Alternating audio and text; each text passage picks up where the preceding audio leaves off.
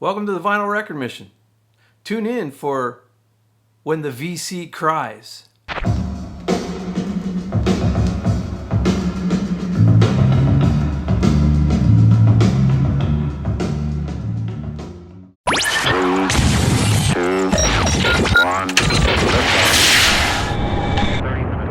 Your two favorite guys, Ryan and Steve from the Vinyl Record Mission. Okay, I'll get right into it about this new Purple Rain record and everybody squabbling over who's right, who's wrong. And trust me, I've been on what I still consider to be the losing end of one of these battles when, you say something about not the wrong person, but you just say something about somebody who, can't deal with it the right way, and then you end up being vilified, the rest is history. 3,500 subscribers later, I'm still going stronger than before. So it doesn't always hurt you in the long run. I've been hearing a lot about this squabble about this record here, this one-step release of Prince's Purple Rain, one of the most iconic 80s records of all time, if not the most iconic. Of course, right up there with Michael Jackson's Thriller, and not only that, but Prince holds some pretty amazing accolades. One of them being, he's, along with the Beatles and Elvis, he is the only other artist who has had a number one hit, single, album, and movie all at the same time, while spending 24 weeks on the Billboard Top 200 at number one, and just millions and millions of copies sold.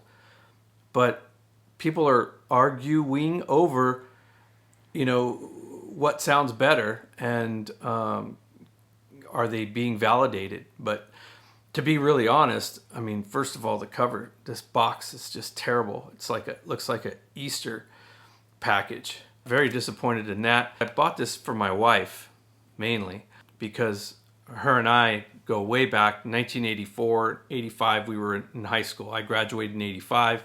She was my girlfriend at that time. And so this record really holds a special place in our heart. Every song on it just means something to us. So this is the type of fan that I would say this record is really great for, because it's $100. Costs $100. Yeah. And so that's just the outside jacket. They're known for that. I just recently bought the Isaac Hayes Hot Buttered Soul, and it has a similar jacket, but it's way better. It's like this black, like matte, velvety type cover, just way better than that purple thing.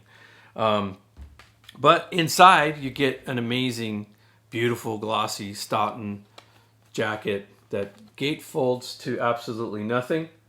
So, this is a perfect place for you to have your friends,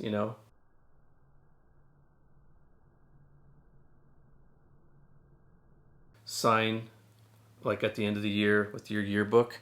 But what a waste of space that was. They could have put so many cool pictures in there. Oh my God, they really cheaped out as far as I'm concerned on that. The back is the same. And the inner sleeve, of course, nice thick cardboard inner sleeve.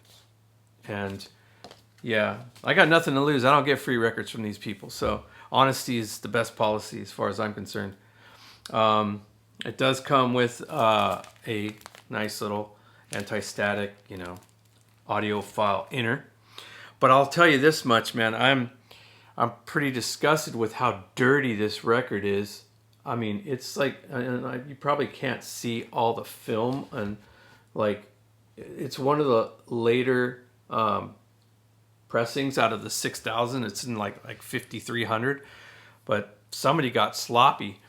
I'm sure there's different people working on, the presses and in the assembly line at different times. So whoever I got sucks.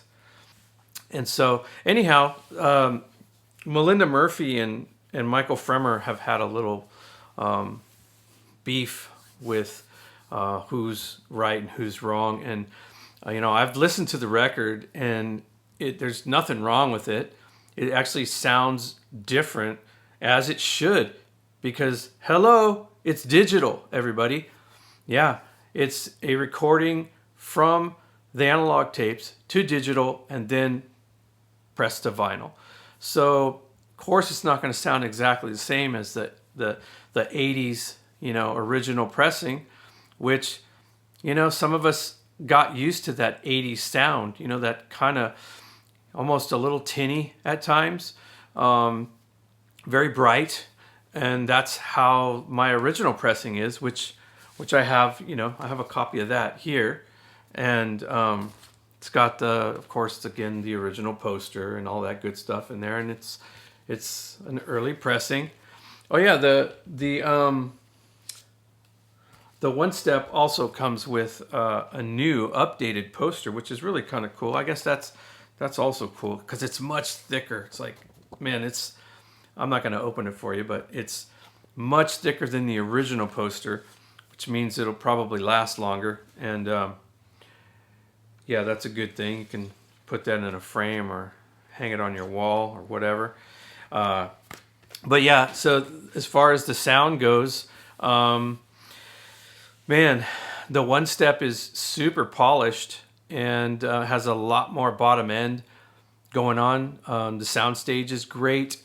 And I will say it lacks a little bit of that like snap that I'm used to when I listen to my original, which sounds amazing to me. Out of my system, it sounds really good. And then here's something else for you guys to remember: Michael Fremer and what's her name, Melinda Murphy are arguing over how Michael Fremer can say that this thing is 10 of 10. I mean, he on Elusive Disc, he gave it an amazing review. And remember, these guys are listening to these records that are being probably designed for these six-figure systems. That's what they're listening to them on. So I have no doubt in my mind that record sounded absolutely amazing on Fremer's system, or whoever's system he was listening to it on. From what I understand, there were 7 audiophile guys in the room.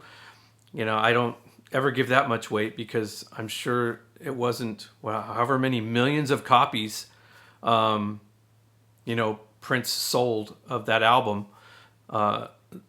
7 of them may have been audiophiles, but the other millions and millions of people were not. So it sounded good enough to them to buy it and rebuy it and buy it again and then continue to buy it all the way up to this day and age. People are still, stumbling and falling to get, OG copies of that record, and it's not selling for cheap. So to argue over this is really, I think, futile. How do you say it? Let me know in the comments. But yes, I don't think that either one of them are wrong. I think they both have different systems. And Melinda may be looking for that nostalgia sound, that nostalgic sound that she remembers, that takes me and my wife back, way back. And believe me, Michael Fremer's in this whole game for completely different reasons than you and I. He listens differently. He has access to different things. And he's just, this is his profession. So, I think each one of you should give the other one a break. And, I think you both hear something different. And to both of you, it's beautiful. So that's really all it's about at the end of the day is what do you like and how does it sound coming out of your system? So I enjoyed the one step, and I did put, the other original on, and the original was just a little bit more like snappy.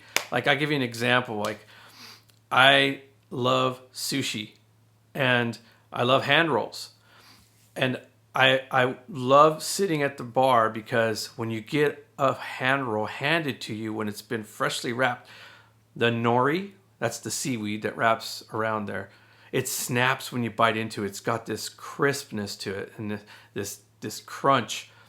And when you don't sit at the bar and your hand roll sits on the bar for 5 minutes, even 5 minutes or less, it starts to soften because the rice is moist, and seaweed is very fragile. And by the time you get it, it's just not the same, but it's still delicious. It's just soft.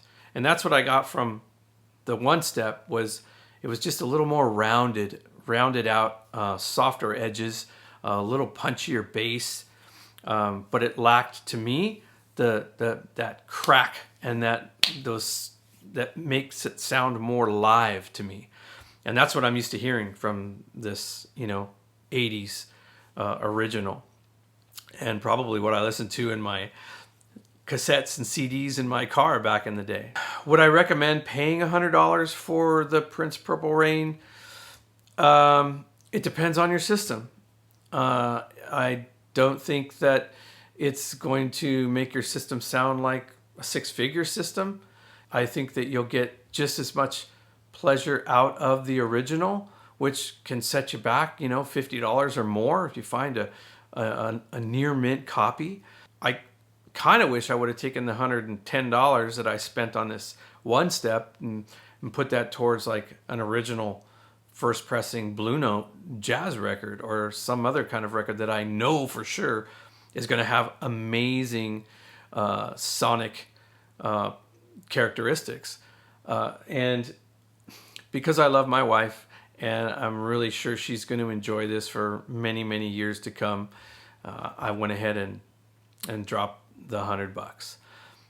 I wouldn't recommend that you do it for it to sound better than your original. It's going to sound different, and that may or may not be better to you. I don't know. Look at what's happening right now. People can't decide if what's better or whether they like what they've heard or not. I've heard a couple of different opinions about how they compare. And I still think that if I was going to play this for someone who came over, I would probably put on the original. Just because I think I like the dynamics of it. It's just far more dynamic than, and maybe I like that, quote unquote, I've heard it referred to as that tinny or that 80s, that 80s sound. Well, if that's what you remember, that's what you want to hear. You don't want to change some things. And but everybody, like I said, everybody's in this for a different reason. People want to hear different things, and some of us just want to hear the same. So that's it for me on the Purple Rain and when the Vinyl Community Cries. So hopefully we can dry everyone's tears, and they can all just move on, and no one has to go out on a vindictive witch hunt. So remember, everybody hears things differently and sees things differently, but it's not a reason to start a revolution. No need to start a revolution. So enjoy the music, enjoy what you like, and just continue to put out peace and good vibes into the VC. This is Steve from the Vinyl Record Mission. Until next time, peace. If you haven't, make sure you hit like and subscribe to the Vinyl Record Mission so that way you don't miss out on any future content. More videos coming your way.